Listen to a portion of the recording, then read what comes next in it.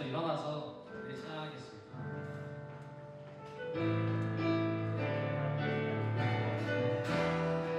네, 박수 치면서 찬양하겠습니다. 시간 공간으로 나는 만족해. 내 모든 것이 주님 찬양해. 내 영원한 생명 대신 예수님 목소리 높여 찬양해. 주만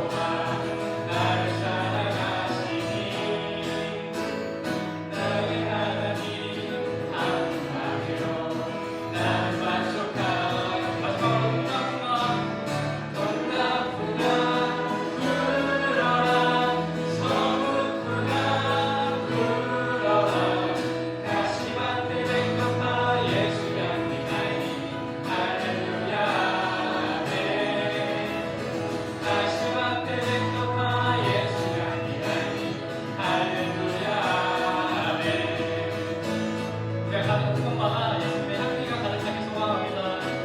네.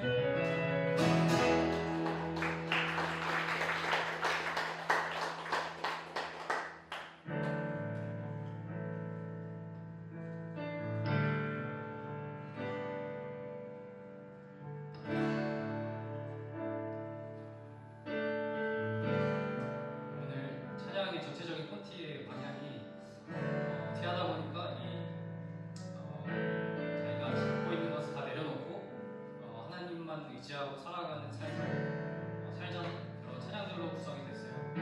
주님 한 분만을 만족하는 우리 청년부가 되길 간절히 소망하면서 함께 찬양하겠습니다.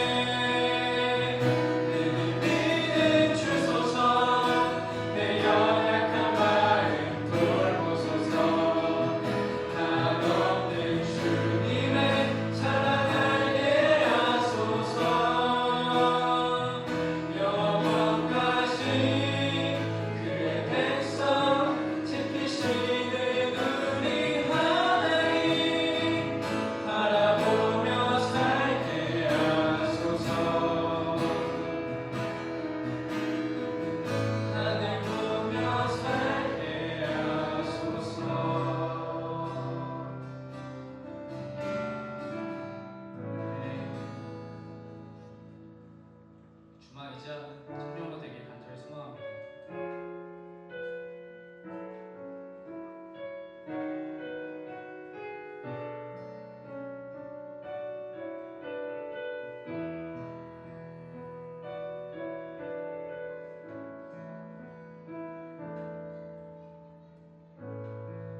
의지했던 모든 것 변해가고 어느한 마음은 커져가네. 부끄럼 없이 살고 싶은 마음 주님 아시네. 모든 일을 선으로 모든 일을 선으로 이겨내고 죄의 유혹을 따르지 않네. 나를 구원하신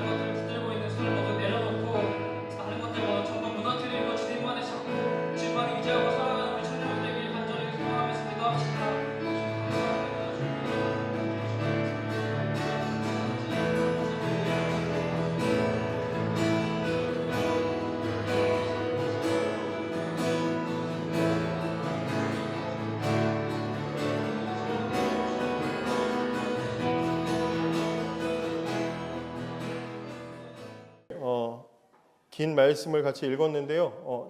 전체적으로 지금 이게 무슨 이야기인지 파악이 다 되시죠? 무슨 이야기인지 아시겠죠?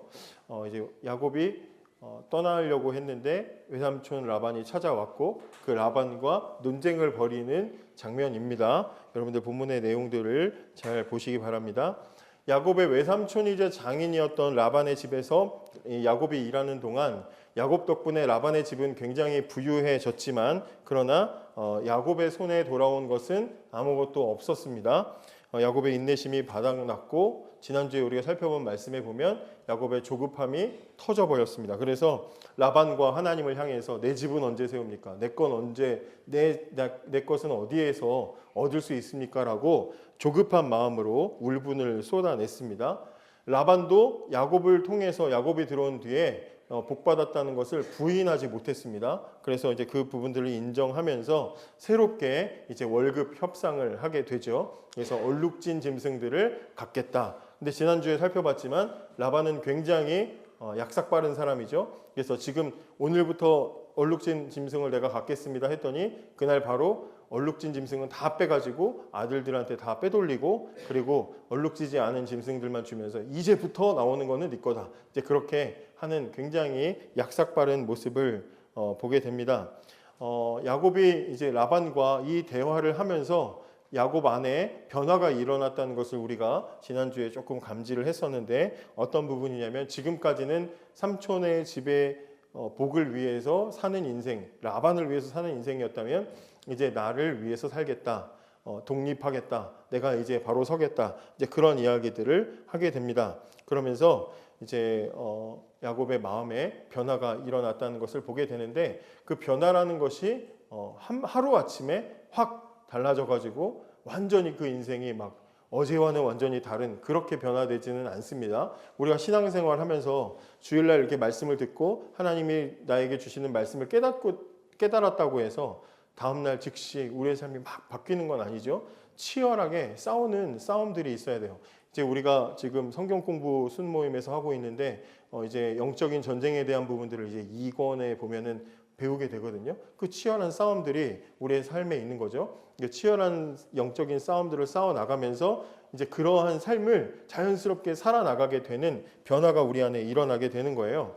이제 나중에 살펴보겠지만 야곱은 떠날 결심을 합니다. 이제 가야지 떠날 결심을 하고 이제 자기 아내들에게 이제 이야기를 하고 같이 이제 짐을 꾸리게 됩니다. 그리고 이제 20년 동안 이제 참고 기다렸었는데 이제 하나님이 고향으로 돌아가게 하셔서 돌아가는 이야기가 오늘 우리가 읽은 말씀에 기록이 되어 있습니다. 아무것도 없는 빈손으로 왔었는데 베델에서 그 길 가던 도중에 잠을 자다가 돌을 베고 자다가 하나님을 만났는데 하나님이 사다리로 땅과 연결된 사다리로 찾아오시잖아요. 그때 찾아오셔서 하나님이 먹을 것 야곱이 이제 그때 하나님께 맹세를 하는데 뭐라고 얘기하냐면 28장 20절에 보면 야곱이 서원하여 이르되 하나님이 나와 함께 계셔서 내가 가는 이 길에 나를 지키시고 먹을 떡과 입을 옷을 주시어 내가 평안히 아버지 집으로 고향으로 돌아가게 하시면 내가 하나님 열심히 섬기겠습니다. 그렇게 말하거든요. 그러니까 야곱이 20년 동안 우리가 살펴봤지만 그리고 오늘 우리가 읽은 말씀에도 보면 라반이 보통 사람이 아니잖아요. 이런 악덕 그 사장이 없잖아요. 근데 이런 사람 밑에서 있으면서 되게 고통을 많이 받고 힘들게 억울하게 살았지만 야곱이 그 라반의 집에 가기 전에 들판에서 밤에 하나님과 만났을 때 하나님께 그렇게 기도를 한 거예요. 자기 입으로 28장 20절 21절에 먹을 떡과 입을 옷을 주시고 돌아가게 하시면 평안히 돌아가게 하시면 하나님 섬기겠다 그랬어요. 부자 되게 해달라고 내 집을 세우게 해달라고 많은 뭐 부인과 자식들을 거느리게 해달라는 기도를 한 게 아니라 먹고 살게만 해주시면 제가 하나님 잘 섬기겠습니다 이렇게 기도했거든요. 그러니까 따지고 보면 그 인생의 그 이후의 20년의 인생을 살펴보면 하나님은 먹고 살게 해주셨어요. 먹고 살게 해주실 것뿐만 아니라 자식들도 많아지도록 하셨다는 거예요. 그리고 이제 하나님 고향으로 돌려 보내시기 때문에 사실은 야곱은 하나님이 야곱의 기도를 들어주지 않은 게 하나도 없는 상태였던 거죠. 아마 야곱이 그 부분들을 깨달았기 때문에 하나님께 더 이상 불평을 하지 않고 이제 하나님 부르심을 따라서 이제 움직이는 것 같아요. 이제 31장에 넘어오면 이제 본격적으로 야곱이 고향으로 돌아가는 이야기가 기록이 되어 있는데 사람은 참 은혜를 모릅니다. 잘 이렇게 어렵고 힘들 때는 도와줘, 나 좀 도와줘 이러면서 좀 막 불쌍한 척을 하지만 뭐 대부분의 사람들이 뭐 다 그러진 않겠지만 어떤 사람들을 보면 은혜를 모르고 어려울 때 도와줬던 거 모르고 그런 사람들이 있단 말이죠. 라반은 뭐 피도 눈물도 없는 그런 사람인데 라반의 아들들도 그 아버지의 그 아들이라고 똑같은 사람인 것을 오늘 성경이 보여주게 되는데 우리가 읽지 않았지만 1절에 보면 야곱이 라반의 아들들의 이제 하는 말을 들었다 이제 이런 이야기가 나와 있는데 무슨 얘기냐면 이 라반의 아들들이 자기 아버지한테 가가지고 아버지 저 야곱 저거 아버지 소유를 자꾸 빼돌리고 저거 삥땅 치고 아주 나쁜 짓 하는데요. 그러면서 이제 이 라반에게 야곱을 모함을 하는 거예요. 그러니까 라반 같은 욕심이 많은 사람은 자기 거 누가 빼돌린다 이런 거 못 견디거든요. 그러니까 그걸 잘 알아가지고 이 아들들이 시기 질투해서 야곱에 대해서 이제 안 좋은 말을 합니다. 그러니까 그 뒤로 라반이 이렇게 야곱을 딱 대하는데 표정이 달라지는 거예요. 야곱도 느낄 정도로 왜 저러시지? 이제 그렇게 좀 이상함을 감지를 하는 거죠.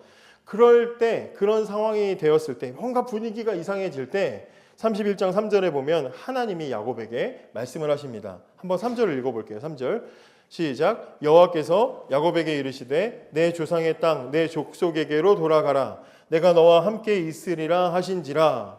자, 지금 야곱이 고향을 떠나서 정말 거지꼴로 외삼촌 집에 들어간 지 20년이 됐어요. 그리고 지금 이제 여러 가지 좀 약간 애매하고 쎄한 상황이 지금 되었잖아요.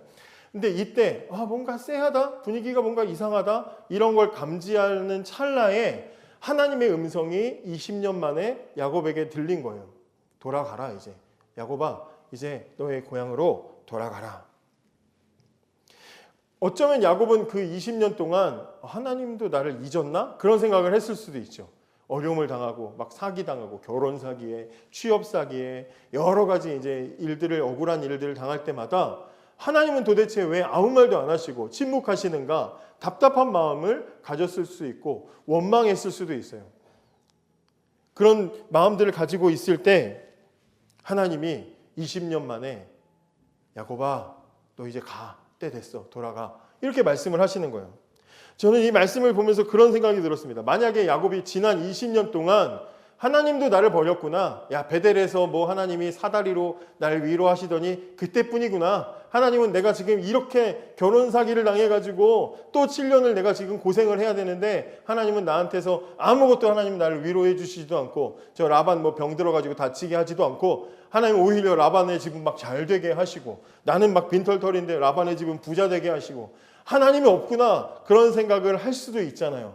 그러면 그런 억울한 생각이 들 때 원망하고 또 그런 후회와 불평이 들 때 제대로 인생을 똑바로 살지 않을 수 있어요. 나 마음대로 할래. 나 이제 막 나갈 거야. 그럴 수도 있는 거잖아요. 폭주할 수도 있는 거예요.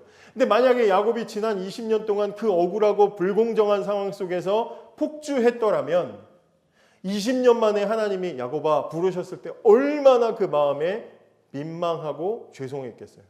하나님은 나를 잊지 않고 계셨구나. 내가 그 20년 전에 떠날 때 고향으로 돌아가게만 해주시면 내가 하나님 잘 섬길게요. 그렇게 기도했던 그 기도의 순간을 하나님은 잊지 않으시고 20년이 되었을 때 하나님은 나를 찾아오신 거구나 라는 것을 뒤늦게 알게 되었을 때 만약에 정직하게 살지 않았다면 얼마나 부끄러웠겠습니까? 이제 하나님이 떠날 때가 되었어요. 떠나라 얘기를 해주시는 거예요. 이제 야곱이 떠나야 되니까 누구한테 얘기해야 돼요? 자기 부인들한테 얘기를 해야 되잖아요. 그래서 자기 부인 레아와 라헬을 이제 나머지 두 부인은 그들의 종들이니까 이제 부르지 않고 레아와 라헬을 불러가지고 자 이제 우리 이제 떠나야 됩니다. 내 고향으로 돌아갑시다. 이제 그러면서 부인들한테 이야기를 해요. 그리고 우리가 읽지 않았지만 그 말씀 사이에 보면 이 15절부터 16절을 보시면 한번 보세요. 같이 한번 읽어볼게요. 15절에서 16절 한번 읽어볼게요. 시작. 아버지가 우리를 팔고 우리의 돈을 다 먹어버렸으니 아버지가 우리를 외국인처럼 여기는 것이 아닌가. 하나님이 우리 아버지에게서 취하여 가신 재물은 우리와 우리 자식의 것이니 이제 하나님이 당신에게 이르신 일을 다 준행하라. 자, 야곱이 여보 나 사실은 장인어른한테 이런 일을 당했어. 그러면서 이제 그동안 있었던 일을 얘기하는 거예요. 집에 가서 맨날 퇴근할 때마다 짜증나니까 라반한테 당한 게 짜증나니까 라헬과 레아한테 여보 오늘 남편 아버지가 어떻게 했는지 알아? 장인이 날 어떻게 대했는지 알아? 막 시시콜콜 얘기하는 게 아니라 20년 동안 침묵하고 말 안 하고 있었던 거예요. 말 안 하고 있다가 이제 떠날 때가 되니까 당신네 아버지가 어떤 사람인지 알아? 하면서 이야기를 하는 건데 뭐라고 얘기하냐 무슨 일을 당했다고 얘기하냐면 아버지가 나한테 이 월급 협상을 10번이나 계속 바꿨다는 이야기 나와 있단 말이에요. 그 얘기를 한단 말이에요. 이제 그 부인들한테 그제서야 이제 내가 이런 어려움을 당해서 이제 얘기를 하니까 어렵게 얘기를 꺼냈을 거 아니에요. 이 부인들의 아버지 얘기니까 사실은 되게 얘기 꺼내기 어렵잖아요. 우리 아빠 그런 사람 아니야 이럴 수도 있는 거잖아요. 근데 우리가 좀 전에 읽었지만 지금 그 딸들이 뭐라고 얘기해요? 우리 아버지는 우리를 외국인 취급해요. 이렇게 얘기하는 거예요. 그리고 야곱 당신이 이제 아버지 재산에서 이제 이렇게 빼온 거는 우리가 받을 거니까 이제 충분히 받을 만하다. 이제 이렇게 한 거예요. 원래 이 중동의 문화가 결혼을 하면 신부가 될 사람한테 지참금을 줘야 돼. 이렇게 이 돈을 가지고 결혼 생활을 하라고 준비하라고 이 신랑이 돈을 주게 돼 있어요. 근데 야곱은 빈손으로 왔잖아요. 그래서 그 결혼 지참금을 장인의 집에서 일하면서 번 거예요. 그러니까 사실은 야곱이 일한 그 임금은 누구 몫이에요? 부인들 몫인 거예요. 레아와 라헬이 받아야 되는 거야. 근데 지난 20년 동안 아버지는 입을 싹 닫고 아무것도 주지 않았던 거죠. 그래서 지금 거기에 대해서 억울하고 속상해하고 있는데 지금 이제 야곱이 이 얘기를 하니까 뒤 돌아볼 것도 없이 아쉬울 것도 없어 갑시다 그러면서 이제 우리 아버지는 우리랑 이제 끝이야. 그리고는 지금 이제 떠나자는 이야기를 하는 거예요. 자, 그럼 언제 떠나느냐? 마침 양털을 깎는 시기가 된 거예요. 이 중동에서는 양털을 깎으면 양이 이제 많으니까 며칠을 이제 두고 온 가족이 달려들어서 양털을 깎는 거죠. 근데 우리가 지난주에 봤지만 라반과 그 아들들이 양을 치는 곳이 있고 야곱과 그 가족들이 양을 치는 곳이 따로 있잖아요. 이제 100km 정도 떨어진 거리를 두고 있단 말이죠. 그렇기 때문에 이제 그 라반이 그 가족들이 그쪽에서 양털을 깎는 시기, 이제 거기 정신없이 이제 정신 팔리는 그런 시기에 떠나자 해가지고 밤에 작별 인사도 하지 않고 20절에 보면 야곱은 그 거취를 아람 사람 라반에게 말하지 않고 가만히 떠났다. 야반도주를 하는 거죠. 그리고 어떻게 합니까? 21절에 보면 그가 그의 모든 소유를 이끌고 강을 건너 길르앗산으로 갔다. 약 한 이제 3일 정도 이제 출발을 먼저 하게 되는데 22절에 보면 떠난 지 3일 만에 라반이 그 소식을 들은 거야. 그러니까 라반은 야곱이 있는 그쪽에 어딘가에 정탐꾼을 이제 이렇게 감시하는 사람을 뒀는지는 잘 모르겠지만 이제 이렇게 지켜보고 있었던 사람이 있나 봐요. 이제 그 사람이 급히 와가지고 라반 지금 큰일 났습니다. 야곱하고 지금 딸들이 재산을 싹 다 가지고 지금 도망갔습니다. 지금 이제 그렇게 소식을 전합니다. 그래서 23절 라반이 그의 형제를 거느리니까 데리고 갈 수 있는 모든 사람들을 다 거느리고 7일 길을 쫓아가서 길르앗산에 도달을 합니다. 자, 그러니까 야곱은 총 며칠을 지금 도망간 거죠? 자, 보세요. 야곱이 출발한 지 3일 만에 라반이 소식을 알았고 7일 길을 쫓아가서 도달했어. 그러면 야곱은 며칠 간 거예요? 열흘 간 거죠? 열흘. 약 한 500km 정도 떨어진 거리를 갔거든요. 근데 원래 보통 이제 성인 남자가 당시에 이동하는 거리 하면 하루에 한 30km 정도 가는 게 정상이에요. 근데 야곱도 지금 열흘 동안 500km 정도 갔으니까 하루에 얼마나 간 거예요? 한 50km씩 간 거죠? 그러니까 어떻게 간 거예요? 급하게 간 거죠. 게다가 지금 식소를 다 거느리고 간 거잖아요. 그런데 그 애들 강행군을 해가지고 간 거예요. 그러니까 야곱도 굉장히 급히 도망갔죠? 근데 그 거리를 라반은 며칠 만에 갔어요? 7일 만에 갔어요. 그러니까 더 미친 듯이 쫓아간 거예요. 그러니까 그 미친 듯이 쫓아갈 때는 나중에 라반이 갈 때 인사 말하고 하지 우리가 같이 인사도 하고 기도도 해주고 손도 잡아주고 우리가 막 그렇게 해줬을 텐데 환송식을 해줬을 텐데 왜 그냥 갔어? 이렇게 말은 하지만 7일 만에 그 거리를 쫓아갔다는 얘기는 뭐 하려고 쫓아간 거예요? 잡으면 아주 죽여버리겠다는 생각으로 쫓아간 거죠. 그렇게 불을 켜고 추적을 하는데 이제 이제 여기 말씀해 보면 거의 이제 가까이 왔어요. 한 하루 거리 정도 된 데까지 쫓아왔어요. 한 30km 정도 떨어진데 우리는 막 온갖 산들이 있고 막 이러니까 우리나라 지형에서는 뭐 몇 킬로만 떨어져도 안 보이지만 여기는 뭐 다 사막이니까 허허벌판이니까 하루 거리는 보이는 거예요. 저 앞에 야곱의 그 무리들이 있는 게 보이는 거예요. 그 정도 떨어진 상태에서 이제 있을 때 하나님이 24절에 보면 라반에게 뭐라고 말씀하시죠? 너는 삼가 야곱에게 선악간에 말하지 말라. 이렇게 하나님이 야곱을 라반이 만나서 이제 죽여버리려고 하는 그 직전에 하나님이 너 야곱 건드리지 마. 가서 따지지 마. 책망하지 마. 이렇게 얘기해요. 너 회유하지도 말고 책망하지도 마. 하나님은 그렇게 라반에게 경고하셨어요. 왜 그랬을까요? 왜 그랬을까? 지금 고향으로 돌아가려고 하는데 하나님이 딱 나타나가지고 야 야곱 건드리지 마. 하나님 왜 그러셨을까요? 그 이유가 뭐겠어요? 고향으로 야곱이 돌아가는 것은 야곱의 뜻이 아니라 하나님의 뜻이라는 거죠. 내 뜻이야. 내가 시켰어. 건드리지 마. 이렇게 하나님은 경고하십니다. 나중에 이제 라반이 야곱에게 이제 다음날 찾아가서 26절 라반이 야곱에게 이르되 네가 나를 속이고 내 딸들을 칼에 사로잡힌 자같이 끌고 갔으니 어찌 이같이 하였느냐. 야곱은 그냥 부인과 합의하에 갔는데 야 내 딸들을 말이야 내 딸 아직도 내 딸이라고 하죠. 야곱의 부인이지 자기 딸은 이제 떠났잖아요. 근데 내 딸들을 아직도 이 소유욕이 강해. 그래서 내 딸들을 억지로 끌고 갔냐? 막 그러면서 지금 막 이제 그렇게 얘기하죠. 그리고 27절에 말도 안 되는 얘기하죠. 내가 즐거움과 노래와 북과 수금으로 너를 보내겠거늘. 우리가 이제 좀 이따가 현준이 이제 군 입대하니까 현준이 다음 주 입대하거든요. 그래서 현준이를 위해서 축복하겠지만 우리 이제 하는 것처럼 지금 라반이 야 이렇게 해주려고 축복해주려고 그러는데 왜 갔어? 이제 그렇게 얘기하는 거죠.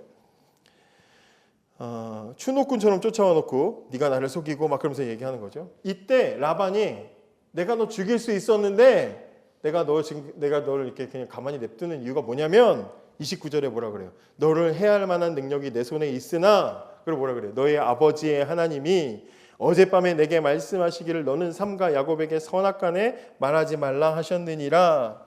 내가 너를 충분히 찢어 죽일 그런 마음과 힘이 있지만 그러나 지난 밤에 하나님이 말렸기 때문에 내가 지금 참는 거야 라고 그렇게 이야기를 합니다. 아마 라반은 자기가 널 참아주는 거야 하고 지금 고마워하라고 지금 이렇게 이야기를 한 건데 아마 이 이야기를 듣는 순간에 야곱은 자기가 지금까지 얻었던 그 부와 그리고 라반에게 당하긴 했지만 죽을 정도로까지 그렇게 당하지 않고 지금도 책망과 회유를 당하지 않는 그 모든 이유가 지금까지는 자기가 잘해서 처신을 잘했기 때문에 자기가 지혜롭게 했기 때문에 정직했기 때문에 얻은 줄 알았지만 이 라반이 야 하나님이 어제 말렸으니까 너 내가 참는 줄 알아? 이렇게 하는 그 말을 듣고 그제서야 내가 지금까지 20년 동안 잘 되고 보호받은 것은 하나님 덕이구나라는 것을 깨달았을 겁니다. 여러분 야곱이 왜 밤에 도망갔을까요? 생각해 보세요. 야곱이 왜 야반도주를 했을까? 정직하게 잘했잖아요. 지금까지 정직하게 잘했잖아요. 근데 야곱이 왜 야반도주를 했을까요? 생각해 보세요. 왜 그랬을 것 같아요? 지금까지 부인들을 얻기 위해서 14년 일하는 동안 정직하게 했죠. 꼼수 안 부렸어요. 근데 이제 자기 재산을 차지하기 위해서 얼룩진 짐승들을 구할 때 지난주에 우리 말씀 보면 야곱이 어떻게 했어요? 꼼수를 폈죠. 무슨 막 얼룩진 나뭇가지 꽂아놓고 꼼수를 폈단 말이에요. 물론 지난주에 그것 때문에 하나님이 얼룩진 짐승을 낳게 해주신 것은 아니지만 야곱 입장에서는 아직 하나님이 이렇게 개입하셨다는 걸 모르는 야곱의 입장에서는 그동안 지금까지 정직하게 했다가 자기 재산을 불리는 일을 할 때 라반의 눈을 속이고 꼼수를 부린 것은 자기는 알죠. 라반에게 정직하지 못하게 꼼수를 핀 걸 본인은 알 거 아니에요. 그렇기 때문에 떠날 때 떳떳하지 못한 거예요. 그래서 저 갑니다. 이렇게 재산 많이 주셔서 고맙습니다 하고 좋게 정상적으로 인사할 수가 없는 거죠. 자기는 아니까. 그래서 그 밤에 도망갔던 거예요. 지금까지 그 불편한 마음을 가지고 열흘 동안 도망가고 있었는데 라반이 쫓아와가지고 너 하나님 덕에 너 사는 줄 알아? 이 얘기를 하니까 잘된 건 내 재산이 많아지고 내 자식들이 하나도 다치지 않고 내가 지금까지 무사하게 살았던 모든 것은 내가 꼼수를 부리고 내가 지혜롭게 했기 때문이 아니라 하나님이 그렇게 하게 해주신 거구나. 하나님이 나를 돌봐주셨던 것이구나라는 것을 그제서야 깨닫게 되는 거죠. 여러분 우리 인생에도 그런 일들이 찾아올 수 있습니다. 내가 뭔가 위기를 만난 것 같은 순간이 있을 수 있고요. 억울한 순간이 있을 수도 있어요. 두려운 일들을 만날 때도 있습니다. 그럴 때 우리는 기억을 해야 되는 거예요. 내가 지금 혼자 있는 것 같은 이런 상황이라고 할지라도 하나님이 여기 계신다. 하나님은 분명히 나와 함께하고 계시고 이 모든 상황을 지켜보고 계신다. 우리는 그런 것들을 생각할 수 있어야 되는 거죠. 자, 이제 라반이 그 얘기는 끝났어. 재산에 대한 얘기는 끝났어. 근데 30절에 보면 좋아. 너 고향 가는 건 좋은데 너 왜 내 드라빔을 왜 도둑질하냐? 드라빔은 뭐냐면 중동 사람들의 조상 대대로 섬겨오는 가정 수호신 같은 거야. 집 같은 데 이렇게 모셔놓는 가정 수호신. 동남아나 이런 데 가도 그런 거 있죠. 집에 사람들 이렇게 모셔놓는 거. 그런 수호신인 거예요. 근데 이거 누가 가지고 왔어요? 야곱이 사랑하는 부인 라헬이 아버지 집을 떠날 때 아버지 정신없이 양털 깎는 거 보고 슬쩍 훔쳐가지고 왔잖아요. 라헬의 입장에서 생각해 보면 자기 남편을 통해서 하나님이 복 주셔가지고 자기 남편을 통해서 자기 집이 부자가 되고 잘 되는 것 아주 그냥 만사형통한 것을 지켜봤어요. 그런데도 불구하고 이제 남편 따라서 500km 떨어져 있는 알지도 못하는 미지의 지역 같은 그런 지금 이제 남편의 고향으로 가야 돼. 그러면 남편을 통해서 보여주신 하나님에 대해서 믿었어야 되는데 그 하나님에 대한 믿음이 없으니까 뭐해요?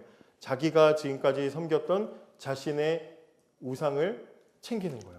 그리고 그걸 가지고 자기가 그 가는 여행길에 그 우상이 자기에게 도움을 주기를 바라면서 그 드라빔을 몰래 챙겼던 거죠. 근데 라반은 왜 쫓아왔냐면 이 드라빔을 가지고 있는 게 뭐에 연관이 되어 있냐면 재산 상속의 어떤 권리 같은 그런 그걸 주장을 할 수가 있어요. 드라빔은. 그렇기 때문에 라반은 그거 혹시 나중에 가지고 이 야곱 이놈이 나중에 나 죽을 때쯤 찾아와서 그 재산은 다 내 거다 하고 이렇게 드라빔 들고 찾아올 수가 있잖아요. 그럴까봐 지금 그걸 지금 현안이 돼가지고 찾고 있는 거예요. 이 라헬이 가져간 줄은 서로 모르죠. 야곱도 모르고 이 라반도 모르죠. 그러니까 내놓으라고 이제 야곱이 가져갔을 거라 생각하고 짐작하고 달라고 하는 거죠. 그랬더니 야곱이 자기 부인이 가져간 줄도 모르고 범이 나오면 그냥 걔는 죽을 겁니다. 이제 그렇게 맹세하고 찾아보세요. 자, 장막을 찾아보세요. 이제 이렇게 열어줘요. 근데 33절부터 라반이 야곱의 집을 수색을 하는데 그거 보면 라반이 누구를 먼저 의심하고 누구를 가장 신뢰하는지 볼 수가 있어. 누구부터 들어가요? 33절에 라반이 어디부터 들어가요? 야곱일 거야 하고 야곱 집부터 들어가. 야곱의 텐트부터 막 뒤져. 근데 없어요. 그랬더니 그 다음에 어디로 가요? 레아야. 그 다음은 레아야. 레아 너 야 큰딸 너 씨. 그러면서 이제 들어가. 너 어릴 때부터 아주 그냥 사기 많이 쳤어. 들어가는 거야. 그리고 어디 가요? 두 여종 너희들야. 그러면서 들어가. 그리고 맨 마지막에 어디 갑니까? 마지막에 마지못해서 못 찾으니까 설마 얘겠어? 그리고 이제 라헬의 장막에 들어갔어요. 범인은 원래 어디 있어요? 라헬이잖아요. 거기 이제 들어간 거예요. 근데 라헬이 훔쳤잖아요. 그래서 이제 걸릴까봐 그걸 가지고 이제 낙타 안장에다가 그 밑에 깔고 그 위에 이제 라헬이 가만히 앉아 있었어요. 그리고는 제가 생리를 하고 있어서 못 일어납니다. 당시에 이제 중동에서는 그 뭐 사람들이 가지고 있는 율법이나 이런 거에서는 이제 월경 중인 여인은 부정하다 해서 가까이 접촉하면 안 돼. 그래서 들어갈 수도 없게 만들어 놨어요. 이제 그렇게 탁 결계를 쳐놓고 못 들어오게 만드는 거죠. 저는 말씀을 준비하다가 라헬의 모습을 보면서 과연 라헬이 가진 믿음은 도대체 뭘까 이런 생각을 해봤습니다. 그리고 우리한테 적용할 수 있는 점들을 한번 발견을 했어요. 뭐냐면 라헬은 지금 그 드라빔을 왜 챙겼죠? 자신이 앞으로 미지의 남편의 고향으로 가는 데 있어서 자신을 도와주고 지켜달라고 신으로 섬기려고 가지고 갔어요. 근데 지금 위기를 만났더니 그 신을 어디다 뒀어요? 엉덩이 밑에 깔고 있어요. 필요할 때는 막 신이라고 떠받드는데 필요하지 않을 때는 저 밑에 엉덩이 밑에 깔아놓고 내팽겨치는 그 정도 수준의 신앙을 가지고 있는 게 라헬의 신앙이라는 거죠. 우리도 마찬가지인 것 같아요. 어쩌면 예배당에서 하나님은 나에게 신이에요. 나에게 하나님이에요. 우리 아까 찬양도 막 했지만 세상을 살아갈 때 힘주시고 주님 한 분만으로 나는 만족합니다. 근데 우리의 삶의 현장으로 돌아갔을 때 하나님이 굳이 필요하지 않아요. 그럼 하나님은 엉덩이 밑에 깔아놓지는 않는지, 하나님이라는 드라빔을 우리가 섬기고 있지는 않은지 생각해 볼 필요가 있는 거죠. 교회에서 예배의 자리에서 말씀을 나누고 우리가 이렇게 함께 이제 이런 진지한 자리에서 말씀을 나눌 때 하나님은 우리의 하나님이고 신이신데 우리가 혼자 있는 공간, 우리가 살아가는 삶의 자리에서 하나님은 혹시 라헬의 드라빔과 같은 취급을 받고 있진 않은지, 우리의 신앙이 이 정도로 얄팍하진 않은지. 옛날에 그런 말씀 드렸죠. 어떤 선교사님이 파키스탄인가? 이제 그 선교지를 갔는데 거기서 한 사람이 개울가에서 무슨 우상 같은 걸 막 채찍으로 때리고 있어가지고 뭐 하시는 거냐 그랬더니 우리 집에서 믿는 신인데 요즘에 잘 말을 안 들어줘가지고 혼내주고 있다고 그렇게 이야기하는 거죠. 그 정도 수준으로 우리가 하나님을 섬기고 있는 것은 아닌지 돌아볼 필요가 있다는 거죠. 하나님을 대하는 우리의 태도가 이렇다면 이건 우리에게는 신앙이 아니라는 거죠. 하나님을 믿는 건 장난이 아니죠. 하나님을 믿는 건 우리는 하나님을 몰랐으면 모르겠지만 하나님을 아는 입장에서는 더 이상 하나님을 믿는 건 우리에게 선택이 아니죠. 예배 드리는 것은 선택이 아니에요. 사실은 우리가 예배하고 기도하고 하나님을 섬기는 이 모든 일들은 우리에게는 더 이상 선택이 아니에요. 예수를 모르고 하나님을 모르고 복음을 몰랐으면은 선택일 수 있어요. 선택이라고 생각할 수 있어. 그런데 예수를 믿는 우리들의 입장에서는 우리의 신앙생활은 더 이상 선택이 아니죠. 반드시 우리는 하나님을 믿고 예수를 믿고 복음을 알고 복음을 전하고 우린 그런 삶을 살아가야 돼요. 근데 우리는 끊임없이 선택하려고 합니다. 제가 중고등부 아이들한테 아침에 난 마치 인터스텔라의 한 장면 같다고 따라 만지지 마 하지만 닿지 못하는 벽이 있는 것처럼 이 아이들은 저는 중요하다고 이 하나님 말씀을 전하는데 여기 있는 친구들은 막 하나님 말씀을 선택해야 할 수 있는 것 중에 하나 이렇게 가볍게 여기는 것 같다고 그런 이야기를 했는데 여러분들도 그렇게 크게 다르지 않다는 거죠. 우리에게 있어서 더 이상 신앙은 선택이 아니에요. 기도해도 되고 안 해도 되는 거 아니죠. 예배해도 되고 안 해도 되는 거 아니란 말이죠. 그런데 여러분들은 가끔 저한테 와서 물어요. 그날 빠져도 돼요? 이렇게 물어요. 하지만 저는 그러게 알았어요 이렇게 알았어 이렇게 저는 받아들여요. 제가 그래도 된다고 생각하기 때문에 받아들이는 게 아니라 이미 여러분들이 마음에 정하고 왔기 때문에 그러라고 하는 거죠. 불편한데 억지로 막 하기 싫은데 막 그 마음도 이미 딴 데 있는데 와가지고 안 돼 여기 앉아 있어 지켜볼 거야 이렇게 한다고 해서 그 사람 예배되는 거 아니거든요. 우리의 신앙은 드라밈을 섬기는 라헬과 같지 않은지 생각해 보아야 한다는 겁니다. 라반의 수색이 실패했어요. 그랬더니 이제 야곱이 그동안 쌓았던 걸 그냥 다 터뜨려버려요. 36절부터가 터뜨리는 거죠. 야곱이 하는 이야기는 이거예요. 제가 20년 동안 수고했습니다. 낮에는 더위로 밤에는 추위에 시달렸고 짐승들에게 물려서 내가 치는 짐승들이 다른 맹수들한테 물려 죽으면 다 제가 보상했습니다. 그리고 제가 양들을 치면서 한두 마리 잡아먹을 수도 있었지만 저는 하나도 잡아먹지 않았습니다. 저는 정말 당신에게 있어서 정직하게 행했습니다. 막 그러면서 막 쏟아붓습니다. 그리고 오늘에서야 깨달은 것을 42절에 말해요. 같이 한번 읽어볼게요. 42절 시작. 우리 아버지의 하나님 아브라함의 하나님 곧 이삭이 경외하는 이가 나와 함께 계시지 아니하였더라면 외삼촌께서 이제 나를 빈손으로 보내셨으리야마는 말 안 되지. 하나님이 내 고난과 내 수고를 보시고 어젯밤에 외삼촌을 책망하셨나이다. 이제서야 깨달아서 이야기를 하는 거예요. 하나님이 내가 당한 고난과 하나님은 내 손에 정직하게 내가 했던 그 모든 수고를 보시고 내 아버지의 하나님, 내 할아버지의 하나님이 곧 나의 하나님 되셔서 나를 지켜주셨기 때문에 내가 지금 이렇게 견디는 겁니다라고 고백을 합니다. 여러분 그래요. 우리는 종종 억울한 일을 당할 수가 있습니다. 또 내가 열심히 했는데 좋은 성과를 거두지 못할 때가 있어요. 제가 지난주에 말씀을 드렸지만 저도 그런 생각을 했다 그랬잖아요. 하나님 제 집은 언제 세웁니까? 저는 언제쯤 이렇게 할 수 있습니까? 저는 언제쯤 제 역할들 떳떳하게 저는 할 수 있을까요? 막 그러면서 하나님께 따진 적이 있었거든요. 뭔가 돌파구를 지방에 있을 때 사역하다가 돌파구를 찾지 못해서 서울로 올라왔는데 돌파구가 없는 것 같아. 그래서 답답함이 있어요. 그래서 막 서울 와서 초반에 하나님 뭐죠 이거 막 그러면서 막 많이 울었었거든요. 내 집은 언제 세웁니까? 막 억울하고 슬퍼하고 하나님께 울분을 터뜨릴 수가 있어요. 야곱의 모습 볼 때 꼭 제 모습 같았거든요. 그런데 이번 주에 말씀을 준비하면서 그런 생각이 들었습니다. 하나님이 20년 동안 그 야곱을 침묵 속에서 지켜주시면서 지켜보신 것처럼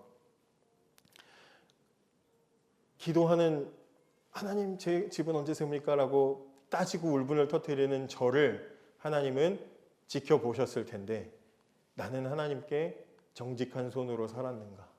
나는 깨끗한 손으로 정직하게 하나님이 때가 되면 고향으로 보내주시겠지 하는 마음을 가지고 정직하게 살아갔는가? 제 자신을 돌아보게 됩니다. 결과가 안 나온다고 막 불이한 방법으로 조급하다고 꼼수를 써가지고 혹시 그렇게 살아가진 않았는지 제 자신을 돌아보게 되었어요.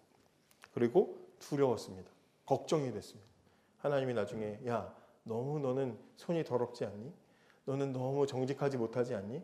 너는 너무 꼼수를 많이 피지 않았니? 너는 조급함에 막 그냥 대충 하지 않았니? 하나님이 그렇게 물으신다면 나는 뭐라고 대답할 수 있을까? 그런 생각을 해봤어요.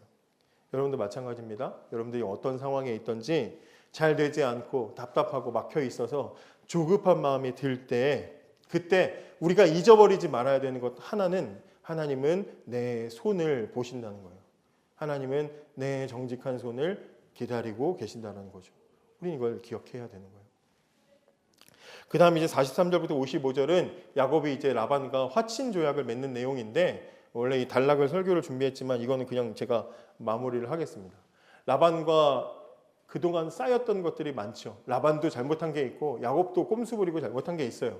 그래서 서로 이제 돌을 세우고 이제 조약을 맺습니다. 그래서 이제 그 조약을 같이 맺으면서 서로 더 이상 이제 이 부분들을 이제 돌을 세웠다는 건 땅을 나눴다는 얘기거든요. 이게 무슨 의미가 있냐면 라반의 입장에서는 이제 여기 이상 더 이상 야곱 너 다시 돌아와서 내 거 재산 가져가지 마 이런 의미가 있는 거예요.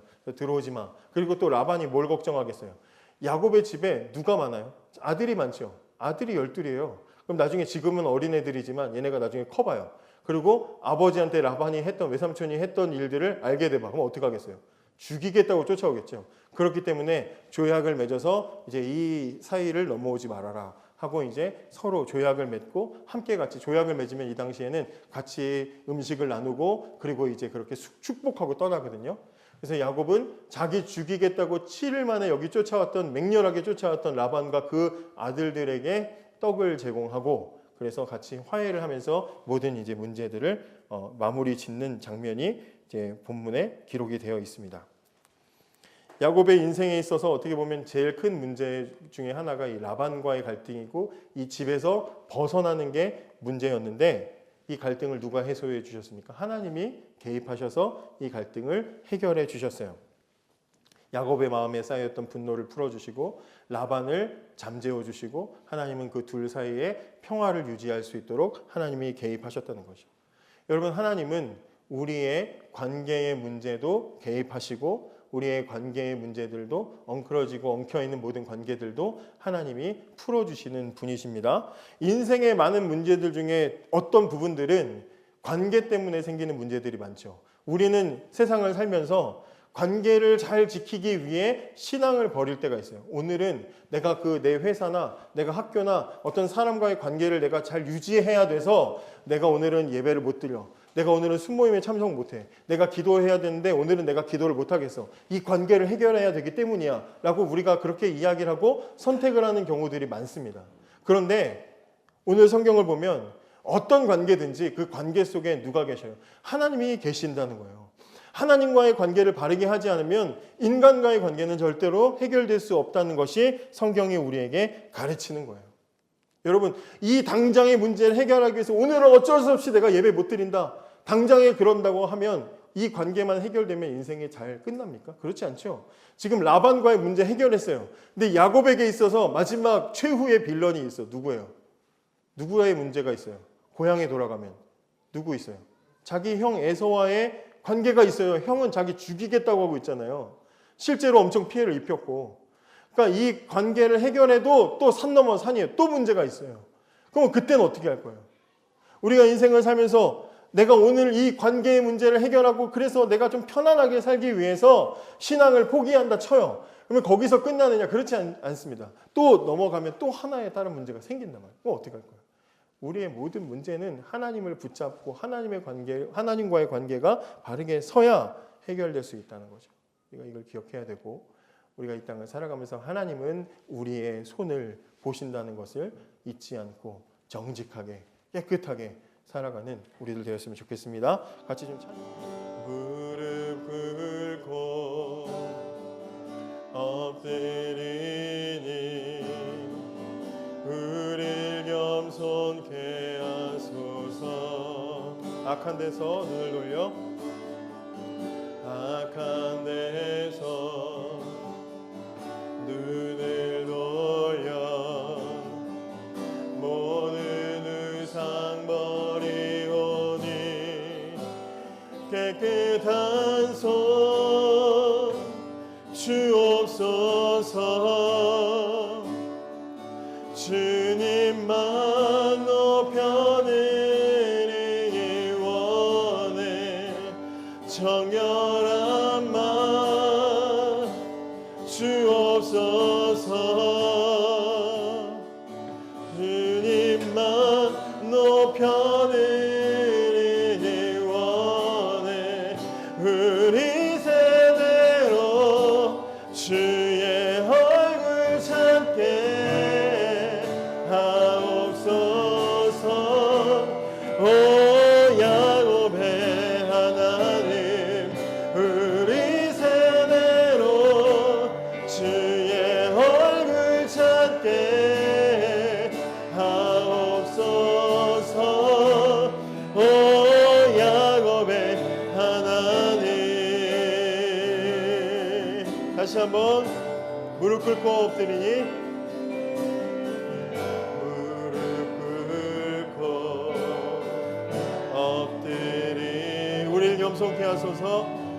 우릴 겸손케 하소서. 악한 데서 눈을 돌려 악한 데서 눈을 돌려 모든 의상 벗 깨끗한 손 주옵소서.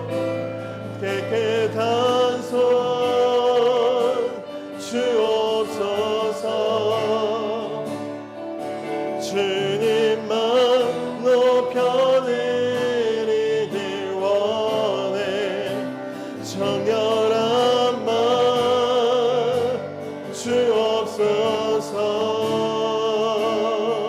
주님만 높여드리기 우리 세대로